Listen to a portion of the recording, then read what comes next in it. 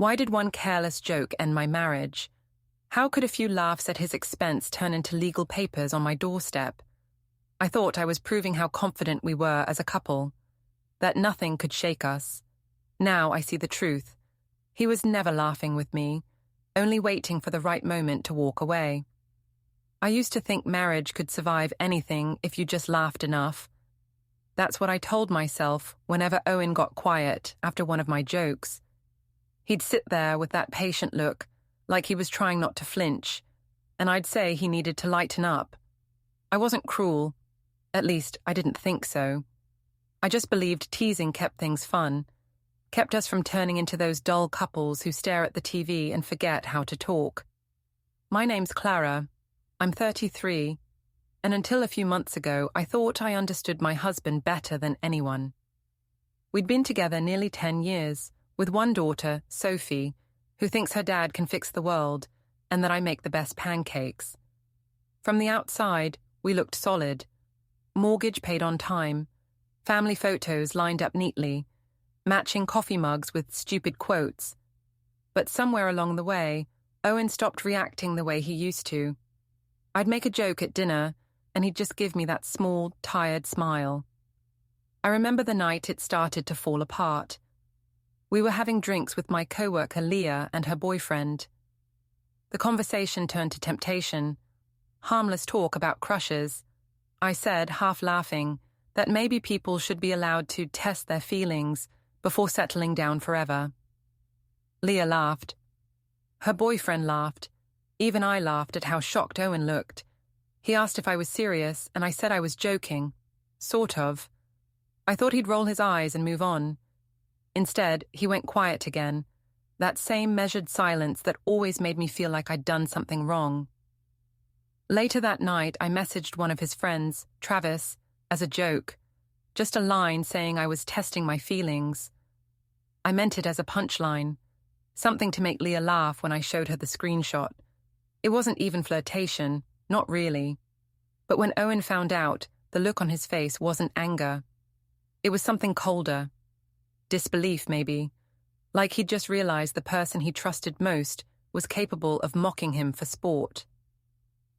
I told him it didn't mean anything. I said everyone jokes like that. He said not everyone jokes about betrayal. I remember rolling my eyes and telling him he needed to learn how to take things less personally. That's what I do when I feel cornered. I turn everything into humor. It's safer than guilt. The next morning, he barely spoke. He made breakfast for Sophie, packed her lunch, and left for work early. I told myself he'd calm down by evening, but something about the way he closed the door that morning felt different. Quiet, deliberate, final. Now, when I think back, I can see how that was the moment it all shifted. He stopped trying to make me understand, and I kept treating everything like a game I couldn't lose. Before we dive deeper into this story, I have one small request. Please subscribe, drop a like, comment, and hit that hype button to boost this channel so more people can discover these incredible stories. The morning after that dinner with Leah and her boyfriend, the house felt heavy. Owen moved around quietly, making coffee, checking his phone, answering Sophie's questions with short, gentle replies. I tried to act normal, humming while I made breakfast, pretending I didn't notice how stiff his shoulders were. When he set my mug down, he didn't look at me. I said thanks, but he was already turning away. At first, I told myself he was sulking. He always needed time to cool off after what he called my social experiments. That's what I called them too, experiments. Little tests to prove we weren't one of those suffocating couples who couldn't laugh about real things. So, what if I joked about testing my feelings? It was meant to show that we were strong enough to handle honesty, even the messy kind. When he finally spoke, his tone was calm, too calm. He asked if I'd really sent Travis that message. I said yes, but it wasn't serious. He asked if I could see how that might humiliate him. I said he shouldn't care what people thought. He stared at me for a long time before saying he cared what I thought. That shut me up. I wanted to take it back, but pride got in the way. I shrugged. said I didn't mean anything by it. He said quietly, "Maybe that's the problem." I left for work early just to escape the tension. Leah was already at her desk when I got there, sipping her latte like nothing had happened. I told her about the fight, expecting her to take my side. She did, of course. She said men were too sensitive, that I was just being funny. We laughed about how serious Owen could be, and for a moment I felt lighter. But later that day, when I checked my messages, I noticed something strange. A group chat I didn't remember being added to. It was called Loyalty Test. Inside were screenshots of my message to Travis, plus a few comments from people I barely knew. Someone had written, "Imagine your wife texting your best friend like this." Another said, "Owen deserves better." My face went hot. I scrolled through, trying to figure out who had posted it first, but the names blurred. When I got home that evening, Owen was sitting on the couch, staring at the TV without watching it. The air between us felt solid, like glass. I said we needed to talk. He said he didn't see the point if I was only going to joke again.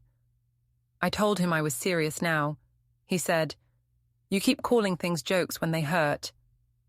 I said he was twisting everything. He sighed, rubbed his face, and said he couldn't do this conversation again. I tried to lighten it up, the way I always did. I said maybe we both needed to test our feelings a bit, just to make sure we were still right for each other. He turned off the TV and looked at me like I was someone he'd never met. "Do you even hear yourself anymore?" he asked quietly. I said he was being dramatic. He said he was tired. I followed him to the kitchen, still talking, saying things I didn't mean just to fill the silence. I told him people these days were too uptight, that if he couldn't handle a little flirting, maybe he wasn't as confident as he liked to think. He didn't answer. He just opened the fridge, took out a bottle of water, and said he was going to bed early. When I went upstairs later, he wasn't in our bed. The pillow was untouched. I found him asleep in the guest room, the light from his phone screen dim on the nightstand.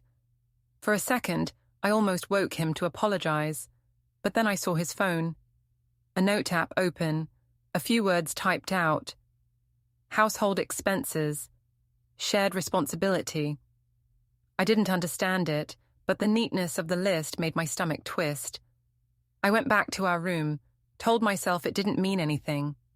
He was just organizing, the way he always did when he was upset. Still, I couldn't sleep. Around midnight, I heard him get up and walk downstairs. A few minutes later, I heard the soft click of the door. I went to the window and watched him standing outside in the cold, phone pressed to his ear. He wasn't talking, just listening. When he finally came back in, he didn't notice me watching from the stairs. He put his phone face down on the counter and walked straight past me without a word. The next morning, the only sound in the kitchen was the hum of the fridge. Sophie asked why Daddy slept in the other room. I said he was tired. She nodded and kept eating her cereal. I wanted to believe it too. When Owen left for work, he didn't say goodbye. He just closed the door softly behind him. No slam, no pause, just that careful, final sound that made me realize maybe this time he wasn't cooling off. Maybe he was already done. By Monday, the whole situation had already spilled past our house. It started small. A couple of co-workers whispering in the break room when I walked in. They stopped talking mid-sentence, smiled too quickly, and started discussing the weather. I told myself I was imagining it, but then Leah showed me something on her phone. Someone had posted a screenshot of my testing my feelings message to Travis on a local social thread. It had hundreds of views. My name wasn't tagged, but everyone who knew us would understand. I told Leah it was cruel, that people were twisting things. She said not to worry. The internet forgets fast. Still, every time my phone buzzed, I felt a sharp sting of panic. I muted the notifications and went back to pretending everything was fine. But people kept glancing at me in meetings, smiling in that tight way that means they already know the story. At lunch, Travis walked in. I thought he might come over to clear the air, but he just grabbed his coffee and walked out without saying a word. That stung more than the gossip. I texted him, "Can we talk? This is getting out of hand." He didn't answer. Instead, I got a message from Owen. "Leave my friends out of your jokes." That single line made my face go hot. It wasn't angry, just cold, clear. The kind of message you can't argue with because it's too calm. When I got home that night, he was in the kitchen helping Sophie with her math homework. He looked up once, nodded, then went back to the numbers. I tried to act casual, asked how work was. He said it was fine. His tone wasn't mean, just detached, like I was a neighbor instead of his wife. I poured wine, took a sip, and said I didn't appreciate him texting me like that. He said he didn't appreciate being made into a joke. I told him he was being oversensitive. He said, "You should hear yourself." I laughed to hide how nervous I felt and said something about how he was lucky. At least people cared enough to talk about us. He gave a short, dry laugh, the kind that sounded more like disbelief. Then he turned back to Sophie and asked if she was ready for bed. After she went upstairs, he stayed at the table, scrolling on his phone. I asked what he was looking at. He said, "Our bank statements." I asked why. He said, "Because I need to make sure I still understand what's mine." I told him that was ridiculous, that we shared everything. He said quietly, "Not everything." Then he got up and went into his study, closing the door. I sat there with my wine, pretending not to shake. I texted Leah, told her I thought Owen was being dramatic. She said he just needed to get over himself, that men couldn't handle confident women. I clung to that line like it was a fact. I wanted to believe I wasn't the one losing control here. The next morning, when I walked into the office, the HR manager asked if she could have a word. I followed her to a small conference room, my heart pounding. She said there had been concerns about conduct that could reflect poorly on the company's reputation. I told her it was a misunderstanding. She nodded politely, said she was sure it was, but that I should be more careful about personal boundaries in public posts. I left the room furious, embarrassed, and a little scared. Outside, I called Owen. He didn't pick up. I texted, "Are you happy now?" "You made this a bigger deal than it needed to be." He didn't reply. When I got home that evening, his car wasn't in the driveway. Inside, the lights were off except for the glow from his study. I peeked in. He wasn't there, but the computer screen was on. A spreadsheet, neatly organized with columns labeled expenses, assets, notes. My stomach turned. I closed the door quietly and went upstairs to check on Sophie. She was drawing a picture of our family, me, her, and Owen. Only she'd drawn Owen standing a little apart, his hands in his pockets. I asked why. She said, "That's how Daddy stands now." I didn't know what to say. I just sat there on her bed staring at the picture until she fell asleep. Downstairs, my phone vibrated on the counter. I grabbed it quickly, hoping it was Owen. But it wasn't. It was an unknown number, no message, just a missed call. When I called back, no one answered. I waited for the voicemail beep, but there wasn't one. Then I noticed a new calendar alert on Owen's laptop when I walked past his study. Meeting, downtown 10:15. I told myself it was work, but the timing made my pulse jump. The next day, he was gone before sunrise. He left a note on the counter, made breakfast for Sophie. "Have a good day." It looked polite. It looked final. The last thing I heard before the house fell silent was the faint buzz of my phone again. Another missed call, same number, still no message. By Friday, the story had become something I couldn't escape.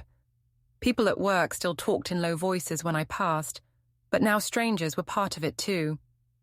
Leah texted me that someone had reposted the thread with a new caption. She called it research. Her husband called it betrayal. The post had hundreds of comments. I stared at my phone for almost an hour before turning it off. That night, I went to a small get-together Leah had arranged. She said I needed to take control of the narrative, show everyone I wasn't ashamed. I didn't want to go, But the thought of sitting home in silence made me feel even worse. The bar was half full, music too loud, the lights low enough to make me brave. Leah introduced me to a few people I didn't know, some of them already smiling like they recognized me from the rumor. I decided to play along, to act confident, maybe even make fun of myself before anyone else could. When someone joked that my husband must be terrified of social experiments, I laughed and said he should be flattered. I only tested things that mattered. The table laughed, and I felt something like relief. For the first time in days, I was in control again. But then, near the end of the night, someone shouted for a toast. Leah handed me a glass and said I should give one. For all the brave wives testing modern love. Everyone cheered. I felt cornered, but I didn't want to look scared. So I stood up and said something stupid, that maybe marriage worked better when people weren't afraid to explore their options. I said it with a smile, but the words hung in the air like smoke. Someone across the table pulled out a phone, recording. I tried to wave it off, but they were already laughing, chanting for me to say it louder. I did. The moment the words left my mouth, I saw Leah's expression falter. She whispered that maybe that was enough. I laughed too loudly, trying to bury the unease in my chest. When I got home later, Owen was in the living room, sitting perfectly straight, the TV dark. I tried to joke my way through the tension. I said, "Guess what? I went viral again." He didn't react. I said it was just people online making noise. He looked at me, calm but distant, and asked, "Is that what you think marriage is? Noise?" I rolled my eyes, told him he was overanalyzing everything. He didn't argue. He just said he'd already seen the video. I froze. He said Leah had sent it to him, that he'd watched the whole thing, my smile, my toast, the laughter. I tried to explain that it was sarcasm, that I was defending him by making fun of myself. He said, "You were defending yourself, not me." He stood, walked into his study, and shut the door. A few minutes later, I heard the faint hum of the printer, paper sliding out, slow and steady. I knocked on the door and asked what he was doing. He said, "Sorting things out." I asked what things. He said, "All of them." I tried to open the door, but it was locked. That was new. I stood there for a long time, listening to the soft mechanical sound of the printer and my own breathing. When it stopped, I heard the shuffle of paper, then silence. The next morning, he was already dressed when I came downstairs. He poured himself coffee, checked his watch, and said he'd be home late. I asked if we could talk before he left. He said, "Talking hasn't helped." I followed him to the door, saying he couldn't keep shutting me out. He said, "You keep mistaking attention for care." I didn't understand what that meant until later. At work that day, people started sharing the video again. This time it had a title, "Wife Calls Marriage a Science Project." I turned off my phone, but the damage was done. My inbox filled with messages I didn't open. When I finally left the office, Leah was waiting by my car. She looked pale. She said Travis had called her, that Owen had confronted him quietly. No yelling, no threats. Just asked if anything had ever really happened. Travis told him no. That should have made me feel better, but it didn't. Leah said, "He's not angry, Clara. He's planning something." I laughed because that was easier than believing her. I said she was being dramatic. But when I got home that evening, Owen's study door was open. On the desk was a small pile of printed papers, neatly clipped together. I couldn't see what they said, but there were sticky notes on each page, color-coded, precise. Next to them, his phone buzzed once. The screen lit up for a second, calendar alert, downtown 10:15. I stared at it until the light faded. Then I sat down on the couch, scrolling through the comments on that stupid video, trying to find one person who still thought I was funny. There weren't any. Somewhere in the house, the printer started again. I didn't even go look this time. Ruth called that Sunday and invited us to dinner.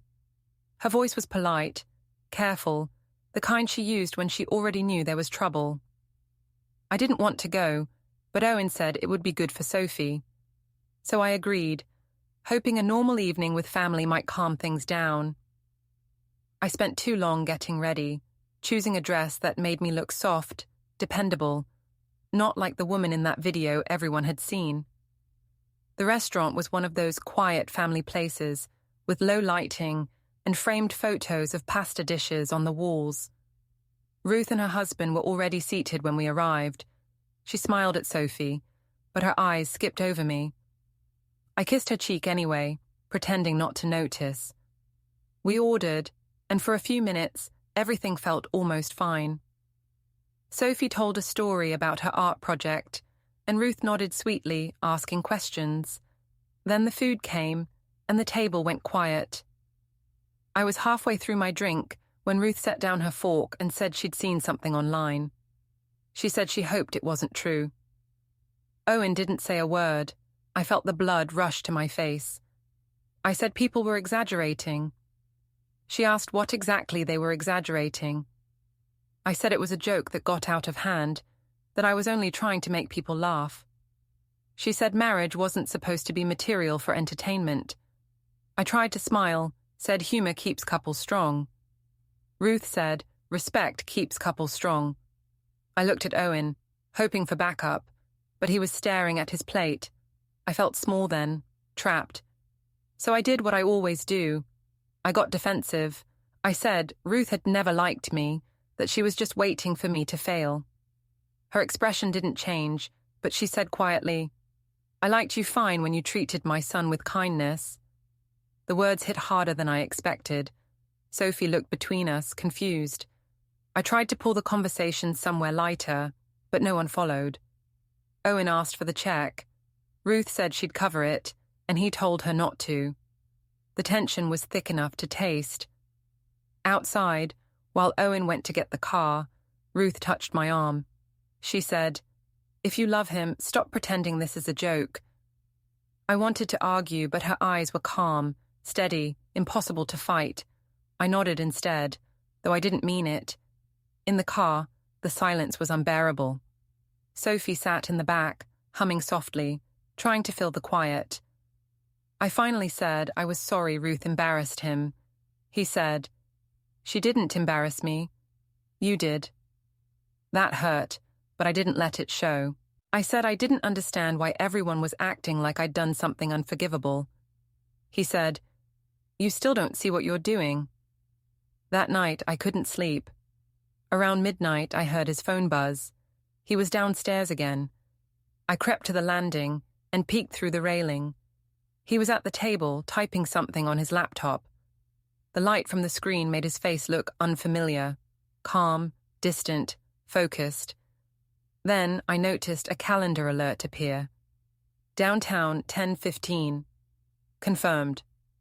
I wanted to ask what it meant, but fear stopped me. The next morning, Sophie and I went to her art fair at school.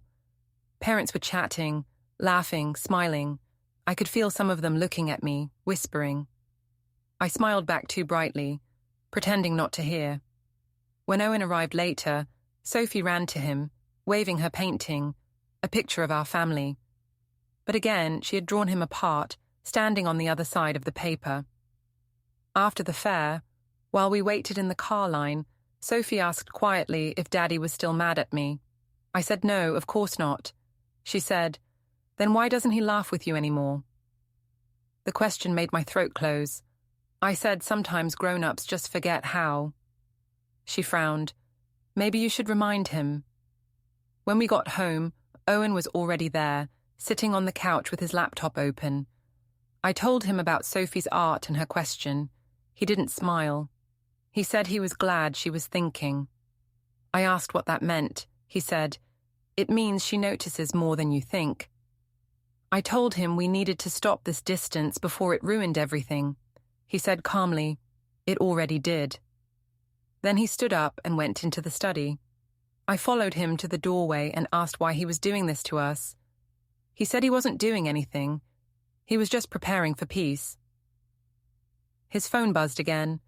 I saw the same alert light up, downtown 10:15. He silenced it, looked at me once and said, "I'll take care of things properly." Then he shut the door, and the sound of the latch made my stomach twist. I went back to the living room, trying to tell myself that properly meant something normal.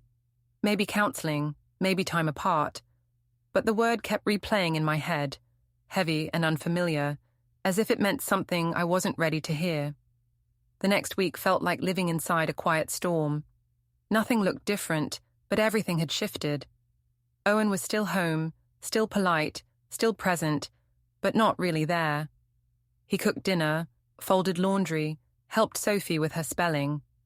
Yet every movement felt careful, deliberate, like he was following a script no one else could see. I tried to match his calm, but my nerves buzzed beneath the surface, waiting for him to crack first. He didn't. One night after Sophie went to bed, I set 2 glasses of wine on the table and asked if we could finally talk. He said we'd already talked. I said no, we'd argued, and there's a difference. He didn't argue that. He just stared at the wine, not drinking. I started apologizing, but the words sounded wrong, too light. I said I was sorry for how things looked, that I never meant to hurt him, that I only wanted to make people laugh. He said, "You always say that you didn't mean it." I told him I didn't deserve this much punishment for a mistake. He said, "I'm not punishing you, I'm understanding you." I didn't even know what that meant. I asked if he still loved me. He said, "Love doesn't fix what someone refuses to see." His calmness made me want to scream. I slammed my hand on the table and said maybe if he showed any emotion at all, we wouldn't be here. He didn't raise his voice. He just said, "Maybe you're right." For the next few days, he kept busy with things I'd never seen him care about before. Sorting documents, cleaning out drawers, labeling boxes in the garage. Every night, I'd hear the faint click of the printer or see him typing at his laptop long after I went to bed. When I asked what he was doing, he always said the same thing. Just getting organized. On Thursday, I noticed he'd started sleeping in the guest room permanently. I tried to joke about it, saying we were becoming one of those couples who schedule intimacy. He didn't laugh. He said distance helped him think clearly. I asked if he was seeing someone. He said, "No, I'm seeing everything." The way he said it chilled me. That night, I called Leah. I told her I thought Owen was planning something, maybe even talking to a lawyer. She said I was being paranoid, that he just wanted to scare me. I told her I wasn't scared, just confused. But that wasn't true. I was scared. Not of what he'd do, but of what it meant if he really stopped caring. The next morning, I made breakfast, pretending everything was normal.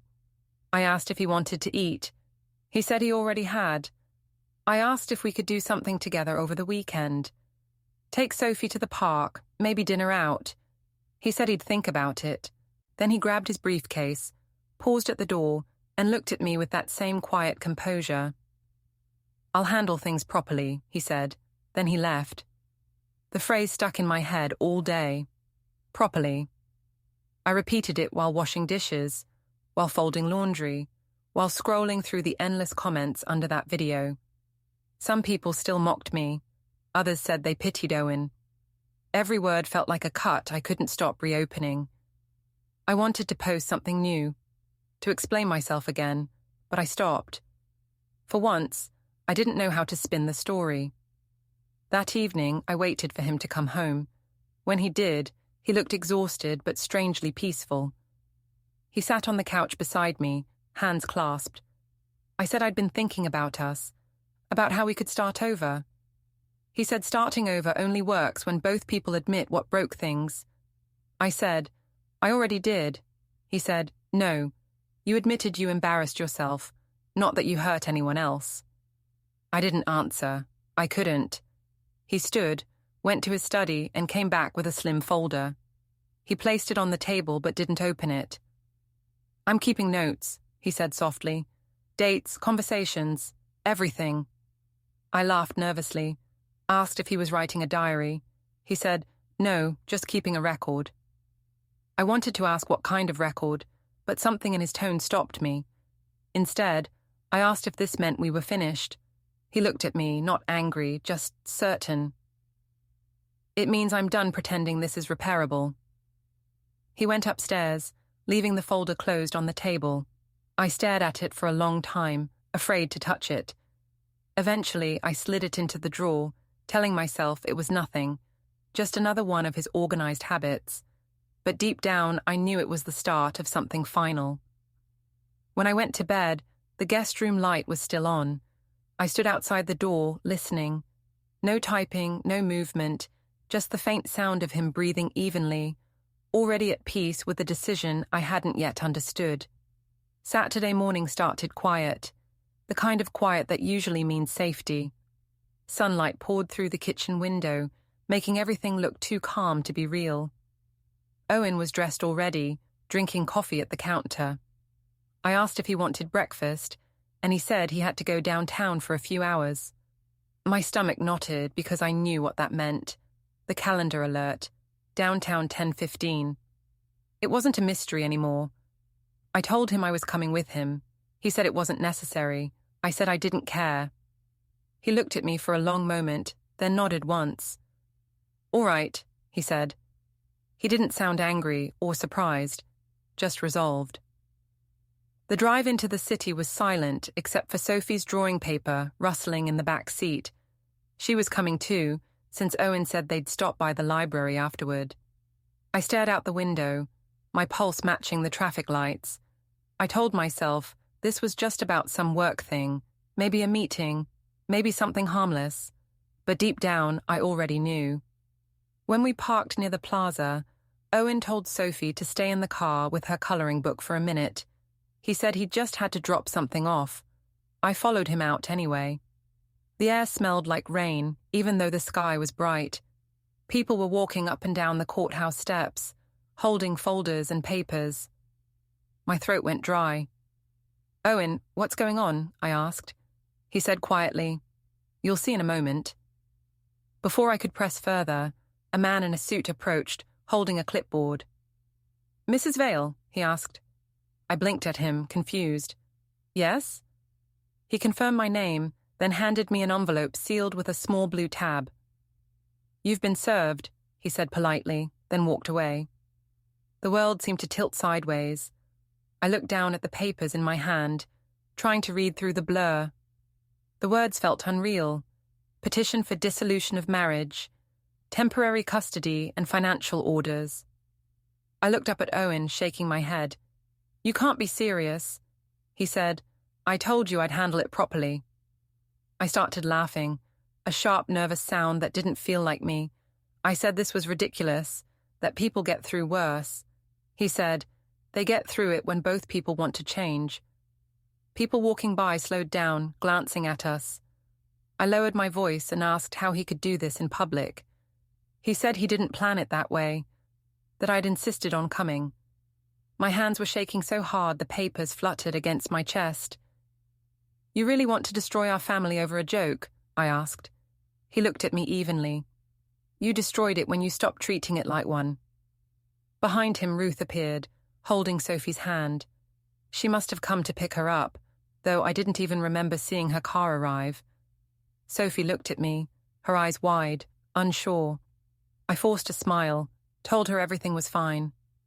Ruth said gently, "Come on, sweetheart, let's give them a minute."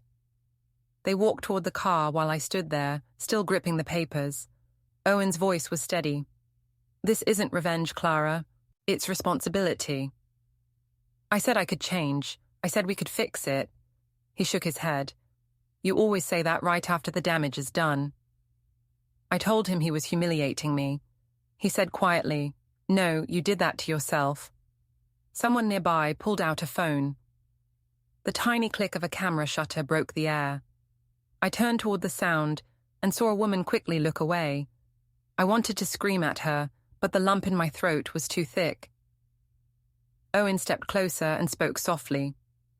"You don't need to contact me directly. Everything's written clearly in there." "What's written?" I asked, my voice cracking. He nodded toward the papers. "Arrangements for Sophie, finances, next steps." The edges of the pages were cutting into my hands.